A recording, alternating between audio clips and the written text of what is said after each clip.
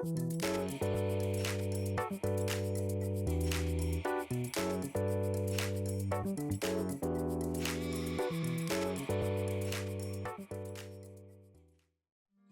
안녕하세요. 저는 BTQ1 이승민 원장입니다. 피부 미용에 사용되는 이런 용어들이 좀 외래어가 많기도 하고 이게 생소한 단어들이 좀 많다 보니까 제가 하나씩 좀 설명을 드리도록 하겠습니다. 쉽게 말씀드리면 리프팅 장비 중에 하나입니다. 크게 두 가지 정도로 나눌 수가 있어요. 피부를 이렇게 쫙 끌어당겨주는 시술들과 피부를 굉장히 좀 탄탄하고 두텁게 좀 만들어주는 데 중점을 맞추는 시술이 있는데요. 써마지는 우리 피부를 탄탄하게 만들고 두텁게 만들어주는 역할을 하는 리프팅 장비입니다. 이 피부에다가 저희 플루이드 같은 젤을 이렇게 발라놓고요. 그 다음에 기계 장비를 이용해서 이렇게 한 땀씩 진행을 하는 리프팅 장비입니다. 제가 리프팅 장비를 크게 나누면 두 개라고 말씀드렸는데 처음에 말씀드린 이렇게 확 끌어올리는데 조금 더 중점이 맞춰져 있는 장비입니다. 흔히 돋보기를 생각하시면 좋은데요. 돋보기에 이렇게 저희가 빛을 비춰보면 이 빛이 들어온 다음에 한 점으로 이렇게 모이잖아요. 그래서 우리가 초음파를 그렇게 한 점으로 모이게 만들어서 우리 피부 속에다가 이렇게 콕콕콕 이렇게 점을 좀 찍어주는 리프팅 장비라고 생각하시면 돼요. 그 점에서 수축과 감성이 일어나면서 이렇게 우리가 리프팅이 자연스럽게 위로 올라가게 되는 장비. 일반적으로 정말 쉽게 설명을 드리자면 얼굴에 좀 살이 조금 많거나 아니면 이렇게 좀 라인을 쉐입을 좀 잘 잡고 싶으신 분들은 울세라를 하시면 조금 편안하게 받으실 수 있고요. 볼의 페인 부분이나 아니면 얼굴 전체적으로 좀 살이 없지만 피부 탄력이 없고 좀 흐물흐물하다 이런 게 고민이신 분들은 써마지 같은 시술을 선택하시면 좋은 선택이 될 것 같습니다. 사실 뭐 자세한 거나 이 시술을 병합해서 나는 시너지 같은 경우에는 이제 좀 설명드릴 것들이 워낙 많기 때문에 이제 간단하게 설명드리자면 그렇습니다. 샷마다 가격이 좀 다를 것 같아요. 그래서 300샷은 한 100만 원 정도대, 600샷을 하는 경우에는 200만 원대 정도의 가격이 좀 형성이 되어 있습니다. 그 샷이라는 게 쉽게 말하면 에너지를 넣어주는 거거든요. 얘네들이 한 번씩 그 들어가는 단위를 저희가 샷이라고 부릅니다. 울세라랑 써마지 같은 경우에는 물론 효과도 좋지만 통증 면에 있어서 더 유명한 시술이에요. 수면 마취를 하고 시술을 받으시는 분들도 있고 이에 대한 대체제들이 최근에 좀 많이 나와 있는 추세예요. 그래서 울세라와 이제 비슷한 계열에서 쿨링 시스템을 적용을 해서 통증을 줄인 장비들, 쿨소닉이라는 장비들이 또 나와 있고요. 써마지보다 통증은 좀 줄이면서 에너지는 좀 더 많이 들어갈 수 있는 예를 들면 세르프나 뭐 쿨페이스 이런 시술들이 지금 더 여러 가지로 나와 있는 상황입니다. 둘 다 유명하죠. 지금 해외에서도 난리가 나고 하마리서치의 주가가 60만 원을 뚫을 만큼 유명한 시술이 됐는데요. 저희 피부에 이로운 작용들을 할 수 있는 이런 주사들이나 작은 바늘로 피부에 미세 구멍을 낸 다음에 발라주는 그런 것들을 저희가 스킨 부스터라고 총칭해서 부르고 있고요. 거기에 이제 대표적인 상품명들이 리쥬란과 주베룩이라고 할 수 있겠습니다. 리쥬란 같은 경우에는 연어에서 추출한 유전자 조각이라고 보시면 될 것 같아요. 사람의 DNA와 좀 유사도가 굉장히 높아서 이게 우리 피부에 주입되었을 때 항염 효과나 주름 개선 효과나 속건조도 굉장히 좀 잘 잡아주는 스킨 부스터이고요. 주베룩 같은 경우에는 저희가 흔히 들어보셨을 물광주사라는 것에 들어있는 히알루론산이라는 성분과 PDLLA라고 부르는 이제 다른 두 가지 성분들이 배합되어 있는 제품인데요. 피부에 수분감을 조금 충분히 주면서 콜라겐 재생을 좀 유도를 해서 흉터 치료나 모공 치료, 뭐 피부 탄력 이런 것들을 개선하는데 사용이 많이 되고 있습니다. 둘 다 이런 스킨 부스터 같은 경우에도 이제 통증으로 좀 악명이 높습니다. 그래서 통증을 줄이는 방법이 좀 여러 가지가 있어요. 효과가 나타나는 약물들끼리 서로 배합을 한 다음에 점도나 pH를 조절을 해가지고 약물들의 이제 통증 자체를 줄이는 방법도 있습니다. 그다음 마지막으로는 이제 주입 방법을 바꾸는 방법인데요.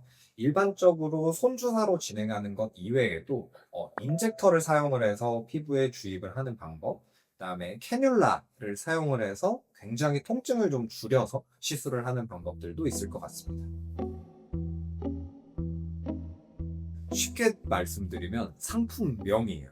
보툴리눔 톡신이라는 물질이 이제 근육의 움직임을 조금 잡아주는 역할을 하게 되는데요. 거기서 가장 먼저 이제 출시가 된 오리지널 제품의 이름이 바로 보톡스입니다.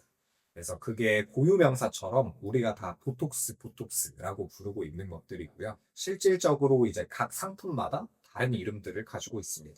보톡스는 사실 피부 미용에서도 많이 쓰이지만 질병 치료에도 많이 쓰이기도 해요. 그래서 근육의 긴장도에 좀 이상이 있으신 분들의 이제 긴장도를 낮추기 위해서라든지 미용 시장에 와가지고는 우리가 움직임을 좀 제한시켜서 주름이 좀 생기지 않게 만들어주는 것. 이런 목적과 윤곽 개선을 위해서 이렇게 큰 턱 근육을 이렇게 좀 갸름하게 만들어서 얼굴을 좀 더 V라인 좀 좋아 보이게 만든다든지 하는 목적으로 좀 쓰이고 있습니다.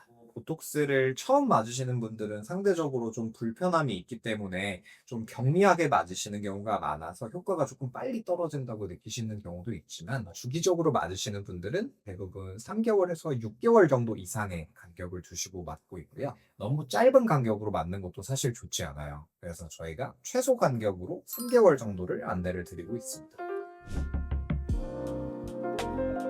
필이라는 용어에 뒤에 이제 ER이 붙은 거예요. 뭐든지 우리 피부에 들어가서 볼륨을 채워주는 것들을 우리가 원래는 필러라고 불렀어요. 과거에는 이제 콜라겐 필러, 칼슘 필러, 히알루론산 필러 이런 모든 것들을 좀 통칭해서 필러라고 불러왔었는데요. 요즘에 와서는 이제 대부분의 필러를 히알루론산 필러만을 사용을 하다 보니까 대부분의 분들은 이제 필러라고 하면 히알루론산을 이용을 해서 우리 피부에 뭔가 볼륨을 채우는 시술들을 필러라고 부르고 있고요. 그래서 아까 말씀드렸던 물광주사도 히알루론산이고요. 필러도 히알루론산입니다.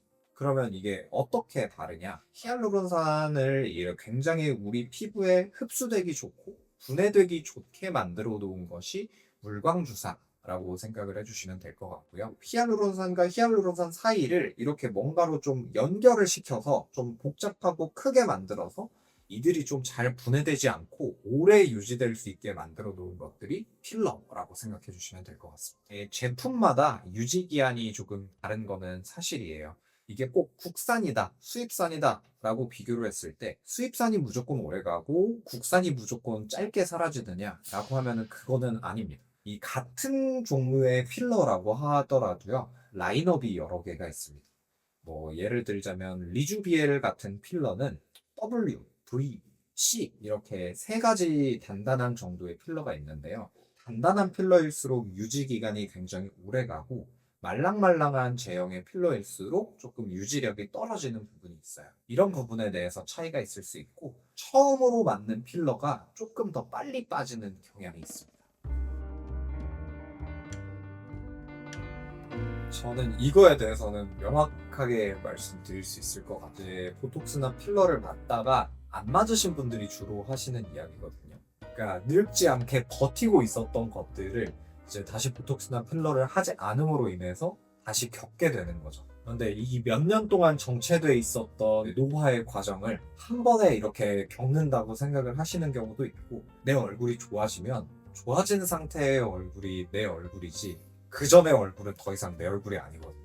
좋아졌다가 다시 조금 안 좋아지는 모습을 보면 역체감 때문에 좀 그렇게 표현을 하시는 분들이 있는 것 같습니다.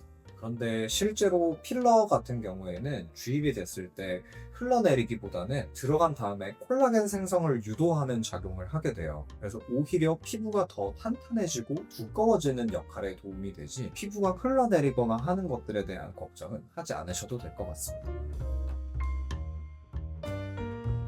일반적인 레이저가 한 개의 빔으로 나간다면 레이저의 빔을 여러 가지로 잘게 쪼개서 우리 피부에 침투시키는 레이저라고 생각을 해주시면 될 것 같아요.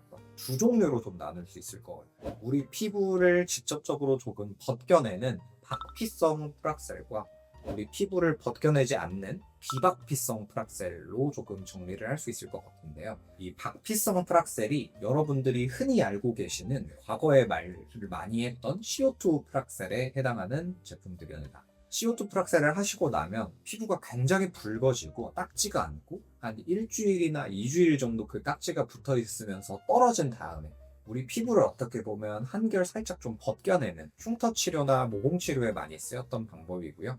비박피성 프락셀 같은 경우에는 요새 조금 많이 하는 시술이라고 볼 수 있을 것 같아요. 피코 프락셀이라고 부르는 시술들이 많이 있는데 해당 시술들은 예전에 했었던 CO2 프락셀처럼 이렇게 딱지가 좀 많거나 하지 않고 다운타임은 그냥 붉어지는 하루 이틀 정도로 프락셀 레이저들이 피부에 직접적인 침투를 해서 재생이나 모공 흉터들에 조금 도움을 주는 시술들에 사용이 되고 있고요. 장벽 재생을 위해서 기미 치료 등에도 좀 사용이 되고 있습니다. CO2와 이 피코 프락셀 중간 정도 있다라고 할 수 있는 게 이제 어비움 프락셀이라는 게 있는데요.